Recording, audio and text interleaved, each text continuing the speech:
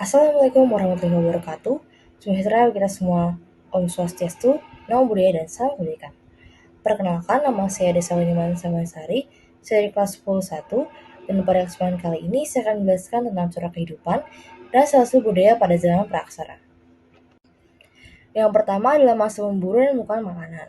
Kehidupan sosialnya adalah pada masa ini manusia hidup secara berkelompok dan tersusun dalam keluarga-keluarga kecil.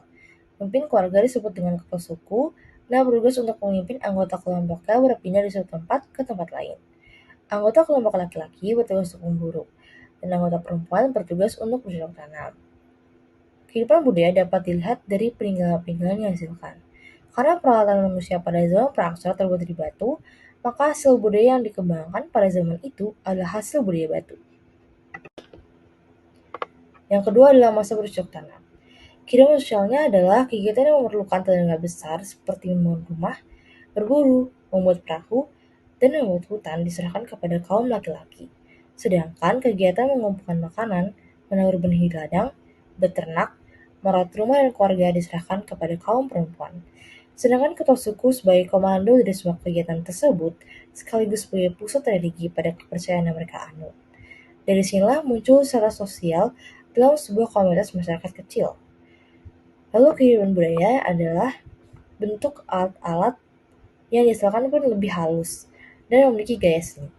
Selain sebagai alat untuk bercocok tanam, alat ini juga sebagai alat upacara keagamaan. Alat itu antara lain kapak lonjong, gerabah, kapak persegi, perhiasan, dan masih banyak lagi. Yang ketiga adalah masa perundagian.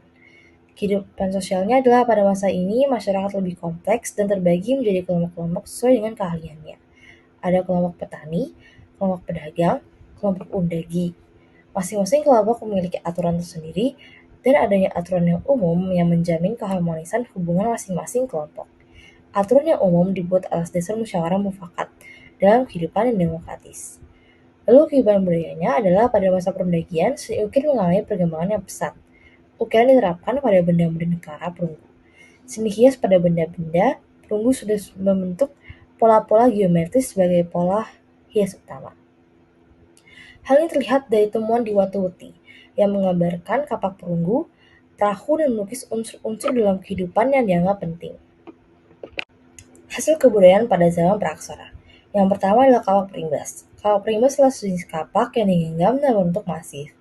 Alat ini berupa batu yang dibentuk menjadi semacam kapak. Yang kedua adalah kapak peletak. Kapak ini terbuat dari fosil kayu. Fungsi dari kapak ini adalah untuk membelah kayu, pohon, bambu, atau disesuaikan dengan kebutuhannya. Lalu yang ketiga adalah nekara. Nekara adalah telur besar yang terbuat dari perunggu, berpinggang di bagian tengah dengan sisi atas tertutup. Nekara sering dipergunakan untuk kelengkapan dalam upacara mendatangkan hujan. Lalu yang terakhir adalah arca perunggu. Posisi manusia yang dibuat menjadi arca biasanya dalam kondisi berdiri, memegang panah, menari, hingga naik kuda.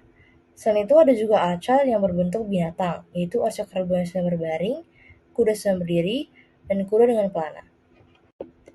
Sekian dari saya, terima kasih telah mendengarkan. Wassalamualaikum warahmatullahi wabarakatuh.